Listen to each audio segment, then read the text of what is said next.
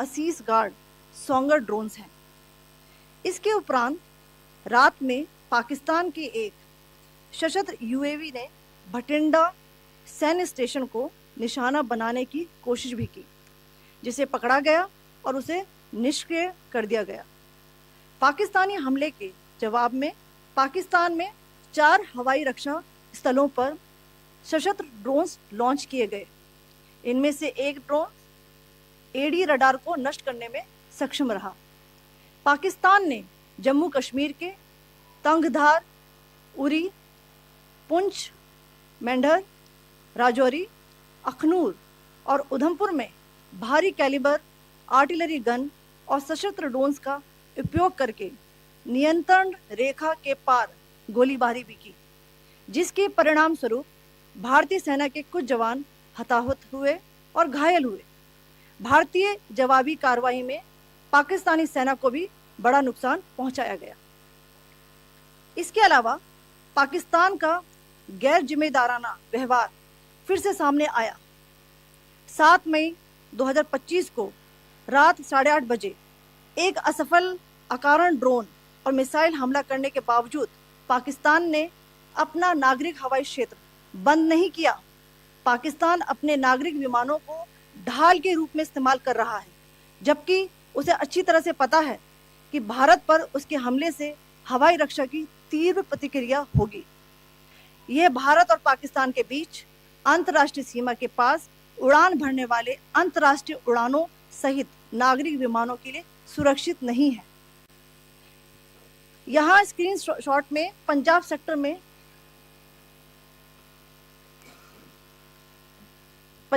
में high air defence alert स्थिति के दौरान एप्लीकेशन फ्लाइट रडार 24 का डेटा दिखाया गया है।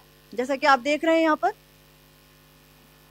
भारतीय पक्ष का हवाई क्षेत्र घोषित बंद के कारण नागरिक हवाई यातायात से पूरी तरह से रहित है। कराची और लाहौर के बीच के हवाई अड्डे मार्ग पर नागरिक एयरलाइंस उड़ान भर रही है। हाई अलर्ट किया गया है विमान फ्लाइनेस एविएशन का एयरबस 320, जैसा कि आप यहाँ देख रहे हैं, जो कि शाम को 5:50 बजे दमम से शुरू हुआ और रात को 9:10 बजे लाहौर में उतरा। ये सारा डिटेल्स आप यहाँ देख रहे हैं, ये डिटेल्स यहाँ लिखा हुआ है। Can you see this?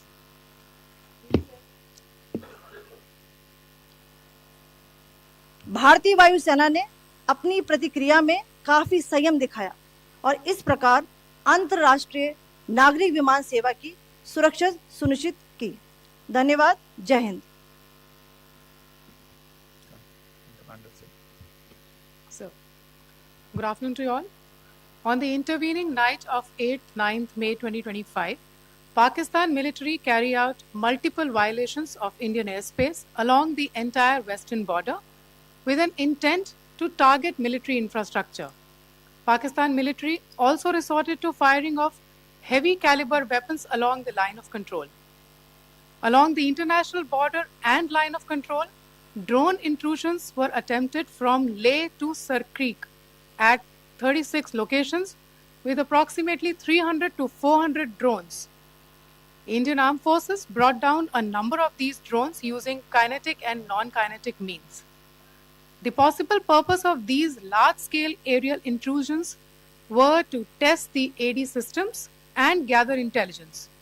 Forensic examination of the drone debris is being undertaken.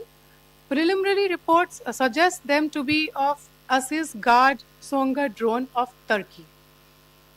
Later in the night, an armed UAV of Pakistan attempted to target Bhatinda military station, which was detected and neutralized. In response to the Pakistani attack, armed drones were launched at 4 air defense sites in Pakistan. One of the drones was able to destroy an AD radar. Pakistan also carried out artillery shelling across the line of control using heavy caliber artillery guns and armed drones at Tangdhar, Uri, Poonch, Mendhar, Rajouri, Akhnoor and Udhampur in Jammu and Kashmir area, which resulted in some losses and injuries to Indian Army personnel. Pakistan Army also suffered major losses in Indian retaliatory fire. Additionally, Pakistan's irresponsible behavior again came to fore. Pakistan did not close its civil airspace despite it launching a failed unprovoked drone and missile attack on 7th May at 8:30 hours in the evening. Pakistan is using civil airliners as a shield, knowing fully well that its attack on India would elicit a swift air defense response. This is not safe for the unsuspecting civil airliners, including the international flights which were flying near IB between India and Pakistan. The screenshot we just showed and we shall share with you, it shows the data of the application Flight Radar 24 during a high air defense alert situation in the Punjab sector. As you have seen, the airspace on the Indian side is absolutely devoid of civil air traffic due to our declared closure. However, there are civil airlines flying the air route between Karachi and Lahore.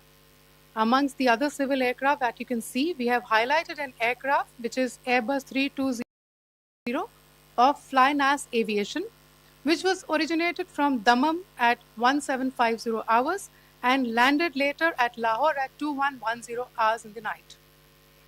Indian Air Force demonstrated considerable restraint in its response, thus ensuring safety of international civil carrier.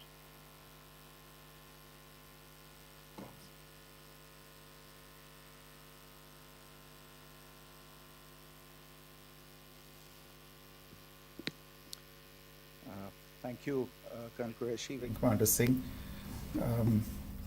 I have just a few points to share in addition.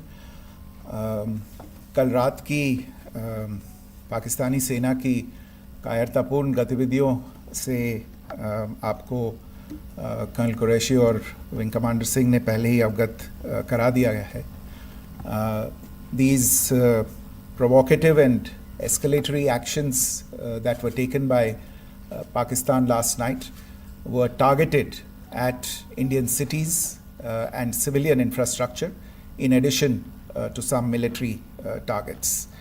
The Indian Armed Forces responded proportionately, adequately and responsibly. ये जो हमले हुए कल रात को भारतीय सैन्य इकाइयों ने पर्याप्त रूप से और एक जिम्मेदाराना रुख अपनाते हुए इन हरकतों का उत्तर दिया. What I want to underline is that the official and blatantly farcical denial of these attacks that Pakistan carried out by the Pakistani state machinery is yet another example of their duplicity and the new depths that they are plumbing in their quest for disinformation. The other point in the same vein is Pakistani claims that they did not target or attack any religious places. You would recall that yesterday I shared with you an incident related to the attack on a Gurdwara in Poonch. Instead of owning up to these attacks, Pakistan made the preposterous and outrageous claim that it was the Indian Armed Forces and the Indian Air Force that was targeting cities like Amritsar and trying to put the blame on Pakistan. This is nothing but a desperate attempt by Pakistan to disown its acts of aggression, but it is also true to type in its effort to deceive and mislead the world. It will not succeed. The Gurdwara in Poonch in particular was attacked by Pakistan, and some local members of the Sikh community, including a Ragi of the Gurdwara, lost their lives in this incident, as I shared yesterday. TV पर आप इस हमले के चित्र देख सकते हैं. In addition, that we would attack our own cities is the kind of deranged fantasy that only the Pakistani state can come up with. Perhaps they do it because they are well versed in such action, as their history would show. The last point I wanted to make this evening is again this disinformation that is coming from Pakistan about India targeting the Nankana Sahib Gurdwara through a drone attack. This is again yet another blatant lie and part of Pakistan's disinformation campaign. As we saw in the Pahalgam attack, Pakistan is again trying desperately to impart a communal hue to the situation with an intention to create discord. Again, we are not surprised. India's steadfast unity in itself is a challenge to Pakistan. Let me stop there. I have time only for a few questions and be happy to try and answer them. First, I call Siddharth. Siddharth, please. Hi, sir. I'm Siddharth from Beyond. So this is Siddharth, behind, please. The other Siddharth. yes. Hi, sir. I'm Siddharth from CNN News 18. Sir, I only want to know from you the status of Kartarpur corridor. Is it open or not? If you can. I think you're all aware of the situation along the entire India-Pakistan border and the areas around the line of control. In view of the existing security scenario, the services of the Kartarpur Sahib corridor have been suspended till further directions. We'll update you as and when there is a change in the situation. We have a question here. Rishabh. So, good evening, Rishabh from Times Now. So, you spoke about religious places being hit in Jammu. There's another religious place which is a Carmelite nun church that has been hit. What do you have to say about it? If you can explain that to us. Yeah, actually, we do have some information about this extremely regrettable and condemnable incident. During heavy shelling across the line of control in the early morning of 7th May, a shell fired from Pakistan landed just behind the Christ School run by the Carmelites of Mary Immaculate congregation in Puj. Tragically, the shell fired from Pakistan hit the home of 2 students of the Christ School. Both students unfortunately lost their lives and their parents were severely injured. Another Pakistani shell struck a Christian convent of nuns belonging to the congregation of the Mother of Carmel, damaging water tanks and destroying solar panel infrastructure. Several priests, nuns, school staff, and local residents took refuge in an underground hall beneath the Christ School during the shelling by Pakistan. The school happened to be closed at the time, fortunately. Otherwise, more losses would have occurred. Again, we have seen the Pakistani side targeting and shelling places of worship with a particular design. This includes gurdwaras, these convents and temples. This is a new low even for Pakistan. You have a question here, Brian. Sir Pranay Upadhyay Amar Ujala से। Sir कल आपने इसी podium से पाकिस्तान के IMF bailout को लेकर और Indus water treaty को लेकर जो टिप्पणी की थी उसकी पाकिस्तान में काफ़ी तीखी प्रतिक्रिया भी आई और उसके बाद हमने देखा कि पाकिस्तान की तरफ से किस तरीके से लेह से लेकर भुज तक पूरी बॉर्डर के ऊपर जो इन्वेजन था वो किया गया। मौजूदा सिचुएशन के अंदर पाकिस्तान के बेलआउट पैकेज को लेकर और पाकिस्तान के इन अटेम्प्ट्स को लेकर आपका क्या असेसमेंट है? और दूसरा ये भी जानना चाहेंगे कि पाकिस्तान की तरफ से ये जो अटेम्प्ट किया गया था उसका भारत ने अभी तक उस तरीके का कोई जवाब नहीं दिया गया है, तो क्या भारत इसका जवाब देगा जो कार्रवाई हुई है बीते 24 घंटों में? देखिए प्रणय, जहाँ तक इंडस वाटर्स ट्रीटी का सवाल है, मैंने कल विस्तार से उसके बारे में इसकी चर्चा की है. Indus waters treaty is in abeyance and as such I have nothing further to add to the decision that was announced by the Cabinet Committee on Security. जहाँ तक IMF bailout का सवाल है, आपको ज्ञान होगा कि IMF की आज मीटिंग हो रही है. हम वहाँ पे अपना पक्ष रखेंगे और जो हमारा मत है इन चीज़ों को लेके वहाँ पे साझा करेंगे दूसरे मेंबर्स के साथ. ये बोर्ड पे निर्भर है कि वहाँ पे क्या निर्णय होता है। और जहाँ तक जो कार्रवाई हुई है उसका जवाब देने का जो आपने जो प्रश्न उठाया है, जो आज ब्रीफिंग हुई है, जो आपको सूचना मिली है, मैंने भी कहा है कि जो आज सवेरे तड़के सवेरे जो गतिविधियां हुई, भारत ने उनका एक जिम्मेदारानापूर्ण तरीके से और एक पर्याप्त तरीके से उसका जवाब दे दिया है। Siddhant. Hi, sir. Siddhant from Vion. Sir, the External Affairs Minister has spoken to many of his counterparts around the world. Yesterday, he spoke to the U.S. Secretary of State Marco Rubio. So, what were the key areas of conversations during that call? Yes, the minister had a conversation with the U.S. Secretary of State. As you can imagine, the focus of discussions was the terrorist attack in Pahalgam and the response that India mounted after that on the 7th of May. The Secretary of State shared his thoughts on these developments with the minister. The minister deeply appreciated the US's commitment to work with India in the fight against terrorism, and he also underlined the targeted measures that India had taken in connection with Ops Sindoor. The minister also underlined that India would firmly counter any attempts at escalation from there. But in follow-up to that, as you are aware, there have been a number of other conversations. The minister had a conversation with the UK Foreign Secretary, David Lammy, today. There too, the discussion centered around countering terrorism, for which there must be zero tolerance.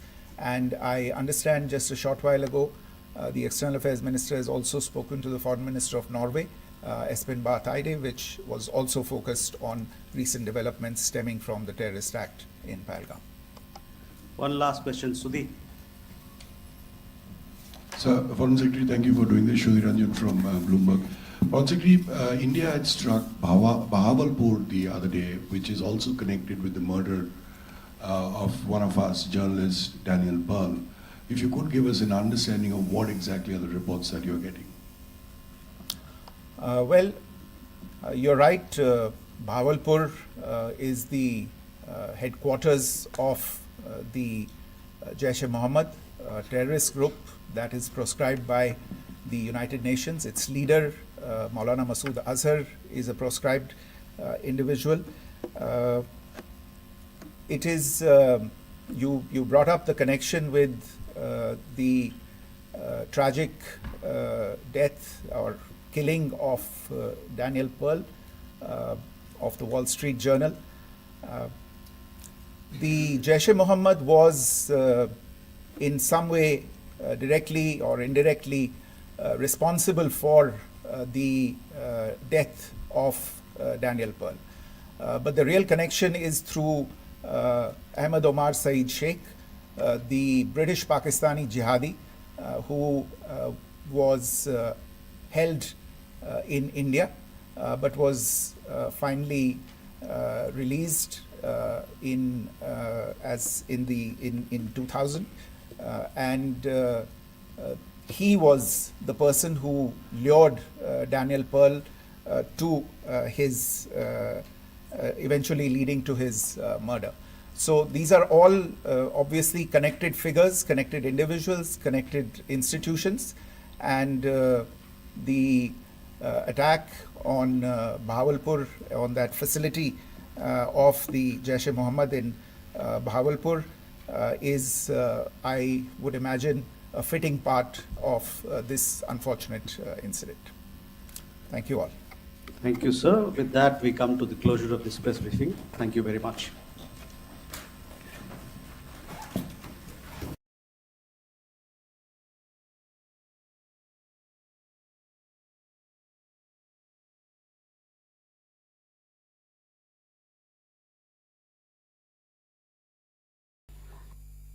Good morning, everyone. So we begin the proceedings. I request all the standing delegates to kindly take their respective seats and clear the hall. I again make a request to kindly take your respective seats.